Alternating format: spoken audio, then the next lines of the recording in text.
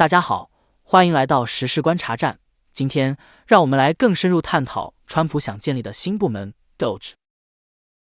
关于 DOGE， 全名是 Department of Government Efficiency， 主旨简单来说就是要精简联邦政府的规模，削减官僚机构的权力，并提高政府运作的效率。这也是传统共和党主张的小政府路线。有些人一想到成立 DOGE， 会觉得删减这么多政府职位是疯狂的，且会导致国家动荡。有些人则认为是川普想要缩减编制，以达到更集权的状态。这些猜测当然都不无道理，不过我认为应该先更去了解成立这个部门背后的逻辑跟原因。我们可以从 Elon Musk 跟 Vivek Ramaswamy 投书在《华尔街日报》上的文章，更好地了解他们成立 DOGE 背后的理由。这篇文章开宗明义就说，我们的国家建立在一个基本理念之上，由我们选举的人来管理政府。然而，这并非当今美国的实际运作方式。大多数法律命令并不是由国会通过的法律，而是由未经选举的官僚机构发布的规则和法规，每年数以万计。同时，他们还提到，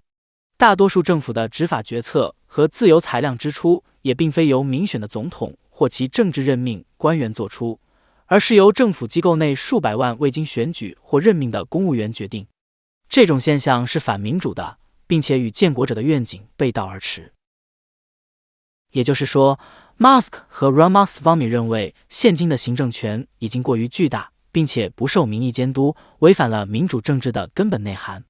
同时，他们还提到了两个实际的判决，当作支持他们见解的法律案例。第一个是西弗吉尼亚州诉环保署案，这个案件最后结果最高法院裁定，除非国会明确授权，政府机构无权制定涉及重大经济或政策问题的法规。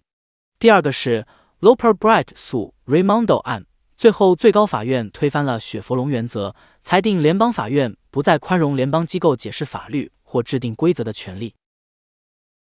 从上面两个判例都可以看出，美国最高法院对现今官僚体系行政权已经过度扩大的意见，因此有些人指责川普滥用行政权力做这件事。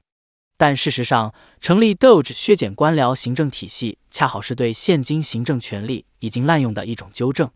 对于未经国会授权而径自出台数千项行政法规， Musk 和 Ramaswamy 认为这已经超出行政权的范围，并继续为川普辩护。总统尊重的是国会的立法权，而非隐藏于联邦机构内的官僚权力。很多人会质疑总统是否有权大量缩减且开除公务员，毕竟有法定的公务员保护措施阻止总统或其任命的官员解雇联邦雇员。但这篇投书中提到，这些措施的目的在于防止政治报复，但该法律允许进行针对岗位而非个人的裁员。此外，法律赋予总统制定竞争性服务管理规则的广泛权利。以往总统已通过行政命令修改过公务员规则，最高法院在 Franklin 诉 Massachusetts 案和 Collins 诉 Yellen 案中裁定，这些修改不受行政程序法的限制。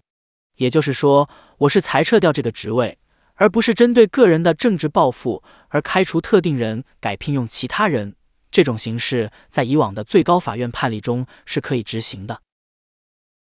这篇投书中还有提到对于失去岗位的公务员处理方法，并且阐释消除这些官僚可以省下多少经费。最后则是呛声华盛顿深层利益集团，对他们叫嚣说，我们已准备好应对来自华盛顿深层利益集团的激烈反对。在得到选举授权和最高法院6-3的保守派多数支持下， DOGE 面临一次历史性机遇，实现联邦政府的结构性精简。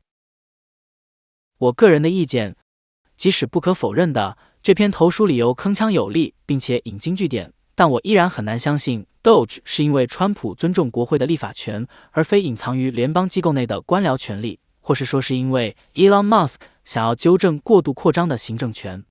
结合最近公布一连串的非典型内阁人员，例如任用反疫苗、大声疾呼新冠疫苗有害的 Robert F. Kennedy Jr. 当卫生部长，还有选择最高官阶仅仅是少校，后来在 Fox 当新闻主持人的 Pete Hegseth 为国防部长等等的人事任用，我更相信 DOGE 是川普对影子政府或所谓建制派的反扑。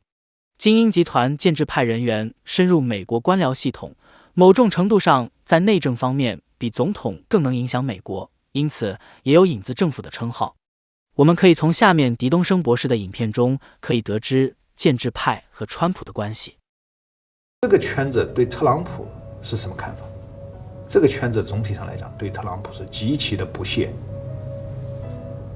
他们认为自己才是美帝国真正的主人啊，特朗普你是外人。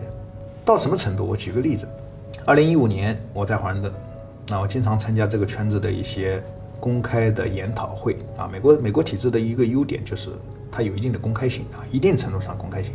他们要做什么事情，首先要塑造共识。这个圈子经常喜欢搞一些这个公开的研讨会，学术性的、政策性的研讨会。比如说最常见的主题是什么？平台是放在 CSIS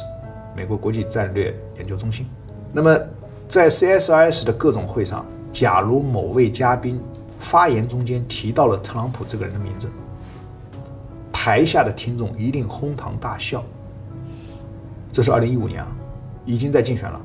就台下的观众如果谁不笑，就显得很 low 啊。这是华盛顿的氛围，政治氛围，你就可以想象这个圈子对特朗普是什么观点。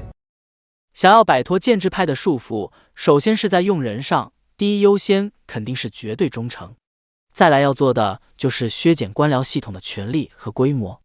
所以 Doge 真正要做的其实还是一种权力的斗争，所以他们才会呛声说，我们已准备好应对来自华盛顿深层利益集团的激烈反对。这些话其实就是对建制派说的。如果 Doge 真的执行成功，川普可能会成为有史以来权力最大的美国总统，那么全球可能不可避免的大震荡。但是我不认为精英集团会站着挨打，后续美国的政治风暴，川普当选可能只是揭开序幕而已。